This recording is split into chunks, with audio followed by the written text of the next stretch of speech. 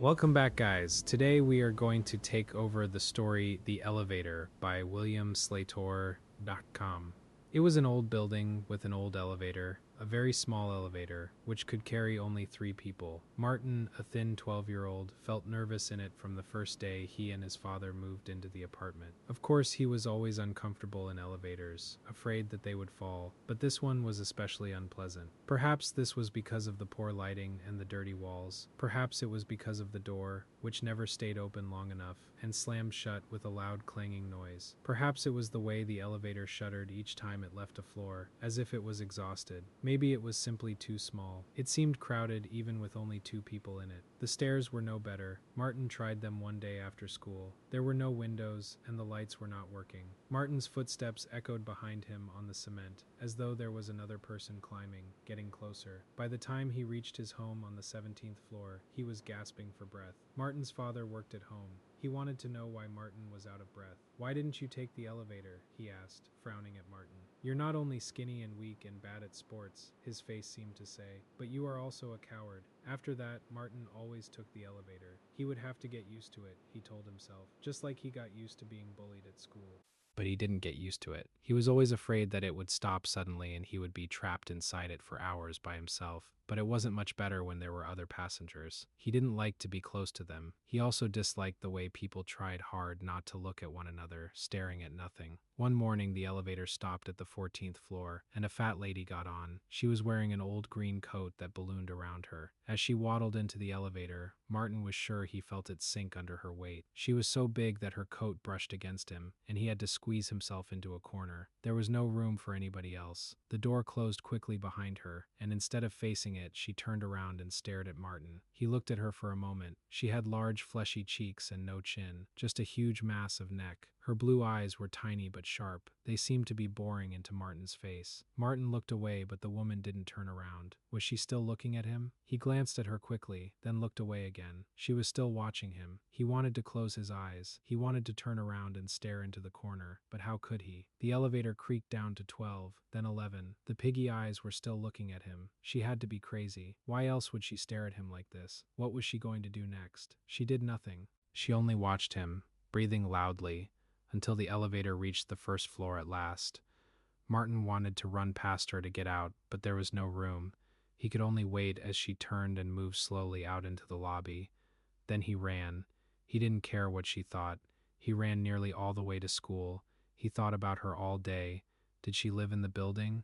He had never seen her before, and the building was not very big. Maybe she was visiting somebody, but 7:30 in the morning was too early for visiting. Martin felt nervous when he got back to the building after school, but why should he be afraid of an old lady? He felt ashamed of himself. He pressed the button and stepped into the elevator, hoping that it would not stop, but it stopped on the 3rd floor. Martin watched the door slide open, revealing a green coat, a piggish face and blue eyes which were already staring at him as if she knew he would be there. It wasn't possible. It was like a nightmare.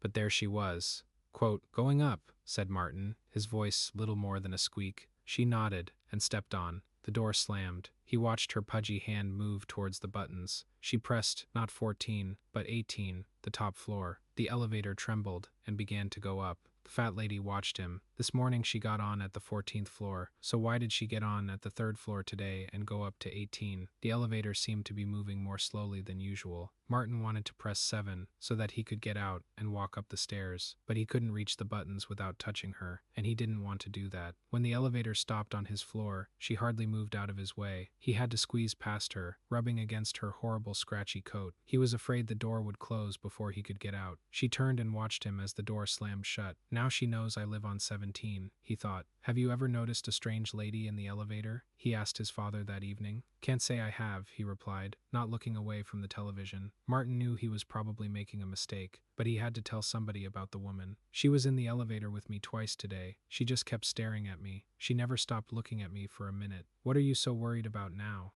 his father said, turning impatiently away from the television. "What am I going to do with you, Martin? Honestly, now you're afraid of some poor old lady?"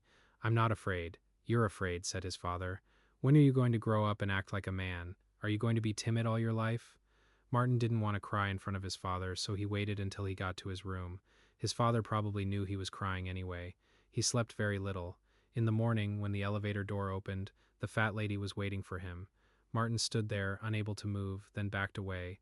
As she saw him, her expression changed. She smiled as the door slammed. Martin started running down the stairs. The stairs were dark, and he fell.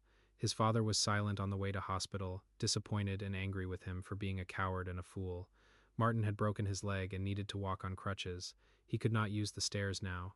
Was that why the fat lady had smiled? Did she know what would happen? At least his father was with him in the elevator on the way back from the hospital. There was no room for the fat lady to get in, and if she did, his father would see her and maybe he would understand. When he got home, he could stay in the apartment for a few days. The doctor said that he had to rest as much as possible. Martin felt quite safe from the fat lady now. Oh, I almost forgot. His father reached out and pressed number 9. What are you doing? Asked Martin, trying not to sound afraid. I promised to visit Mrs. Ullman, said his father, looking at his watch as he stepped out of the elevator. Let me go with you. I want to visit her too, Martin pleaded, struggling to move on his crutches, but the door was already closing. Afraid to be in the elevator alone, said his father. Grow up, Martin. The door slammed shut. Martin hobbled to the buttons and pressed 9, but it didn't do any good. The elevator stopped at 10, where the fat lady was waiting for him. She moved in quickly, and he was too slow to get past her in time to get out. The door closed and the elevator began to move. Hello, Martin, she said, and laughed and pushed the stop button.